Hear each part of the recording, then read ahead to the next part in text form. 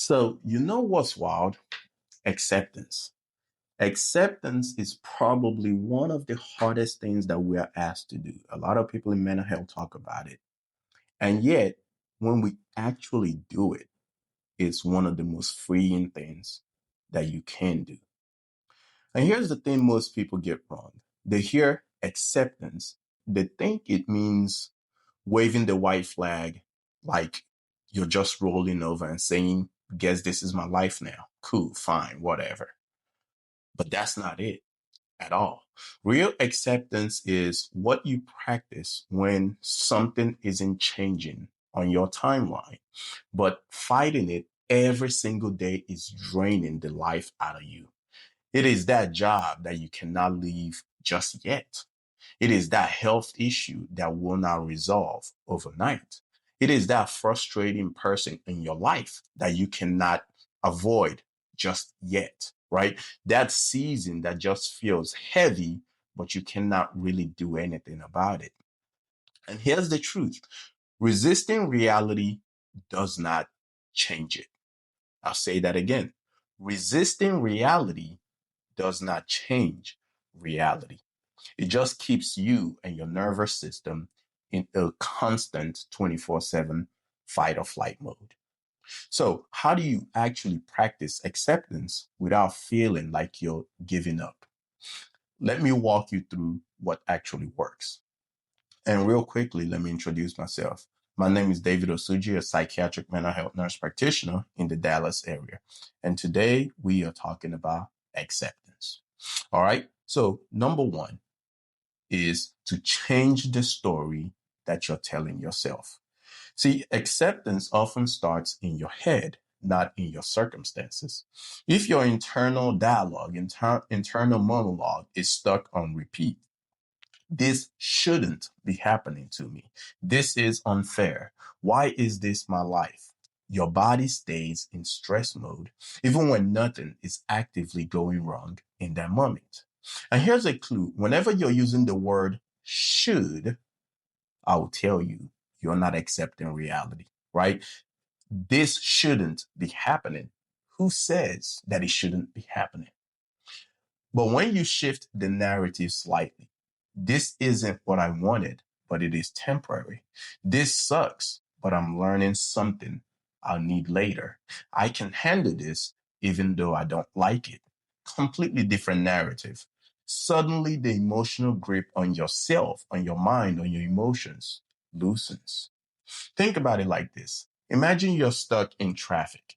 You can sit there angry, clinging to the steering wheel, cursing every car in front of you or passing you, or you can excel and think, well, I've got time for that podcast now. The traffic doesn't move any faster either way, but your emotions move differently depending on how you respond. A long-term project that feels like a prison, you can reframe it as your training ground, that you're learning endurance, perseverance. The situation stays the same, but your relationship to it transforms. And that mental shift alone can drop your stress level more than most people realize. Tool number two is to sort out what you actually can control. And here's a rule that saved me countless headaches. If you don't control it, stop arguing with it in your head. You can't control your boss's mood swings. You can't control the timeline that you're stuck with.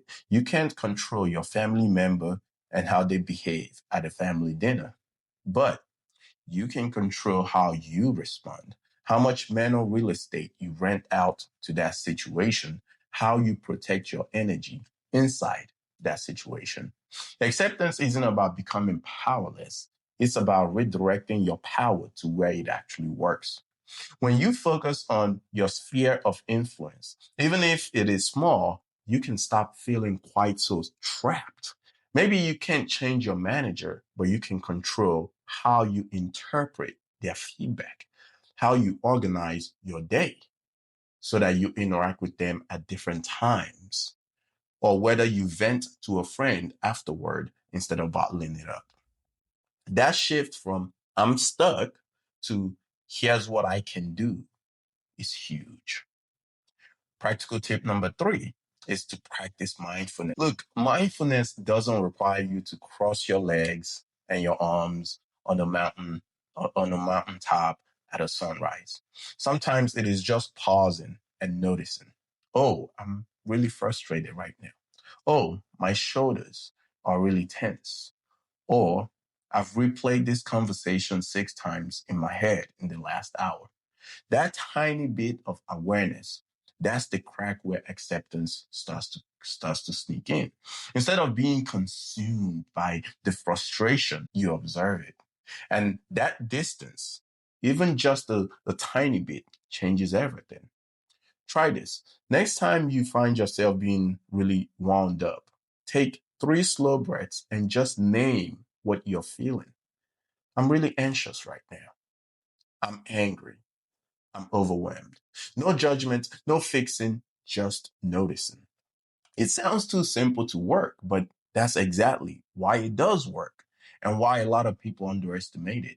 You're not adding extra suffering on top of the situation.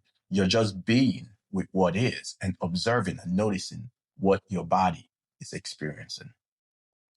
Tip number 4, talk to yourself like someone you actually like. This one's big, and most people skip right over it.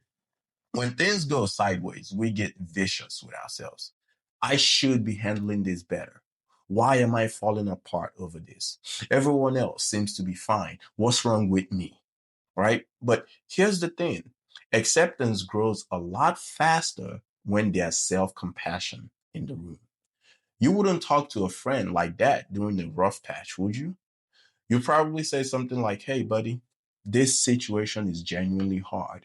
It makes total sense that you're struggling with it. So why not give yourself that same grace? What does it cost you to be difficult to yourself? Or what do you gain to be difficult to yourself? Try saying out loud, if you need to, this is hard and that makes sense, right? I am grieving and it's okay to cry. I just got fired. I should be sad. Not an excuse. Not to let yourself off the hook. Just the facts. That small act of kindness towards yourself, it creates space for acceptance to take root. Number 5. Number 5. Let someone else help you carry it. See, some weights are too heavy to be held alone. Period. Talking things through with a friend, a family member, a therapist, even a mentor can help you see different angles that you might be too close to notice. Sometimes people offer insights, sometimes they just listen, but those two perspectives matter, listening and insights. Even just being heard can lighten the emotional load of a situation that you're trying to accept. And here's the bonus. When you voice something out loud, it often loses some of its power. That spiral of tornado in your head, once it's spoken out loud, it becomes manageable, concrete, less monster, more problem you can work with. Acceptance isn't a solo sport. You don't get extra points for white knuckling it alone. Number 6, adjust your expectations to match reality. A huge chunk of frustration comes from this gap, the difference between what you expected and what is actually happening. See, if you're holding your life to a standard it literally cannot meet right now, you're going to stay disappointed. Not because you're asking too much of yourself, but because you're asking the impossible of the situation. And this one is probably my favorite. I share it with patients all the time because unmet expectations lead to the most frustration that we experience in life. And perhaps I'll do a deep dive video on this one specifically. See, acceptance often means recalibrating, not lowering your standards forever, but matching your expectations to the situation, to the season. Maybe this project won't be perfect, but I'll be done. Maybe this conversation won't go smoothly, but it'll be honest. Maybe this phase won't feel good, but you'll get through it. This shift alone from this should be different to this is what it is right now can create immediate relief. A few more tools worth mentioning. Radical acceptance, DBT style. This is about accepting reality at the deepest level, not just intellectually, but in your bones. It's acknowledging this happened. I can't undo it. Fighting that fact only makes it worse. It's especially powerful for past events or unchangeable truths. Acceptance and commitment therapy, ACT therapy. This approach says accept your thoughts and feelings, but commit to action aligned with your values anyway. You can feel anxious and do the thing anyway. You can be frustrated and show up with integrity. Acceptance doesn't mean you stop moving forward. And lastly, gratitude practice. Gratitude practice sounds cheesy, but it works. When you're stuck in this is terrible mode, intentionally looking for what's not broken can rebalance your perspective, not to toxic positivity yourself, but to see the whole picture. So here's the bottom line. Acceptance isn't passive. It is not defeat. It is an active, ongoing choice to stop wasting energy, fighting reality, and start using that energy to actually live your life. When you reframe your perspective, focus on what you can control, practice awareness, show yourself compassion, lean on your people, and adjust your expectations. You're not giving up. You're choosing peace without needing your circumstances to change first. And that choice, that's the foundation of real resilience. You're not waiting for life to get easier. You're getting stronger right where you are. All right. Thank you for listening. And if you like the content, please subscribe to the channel. I'll see you in the next video.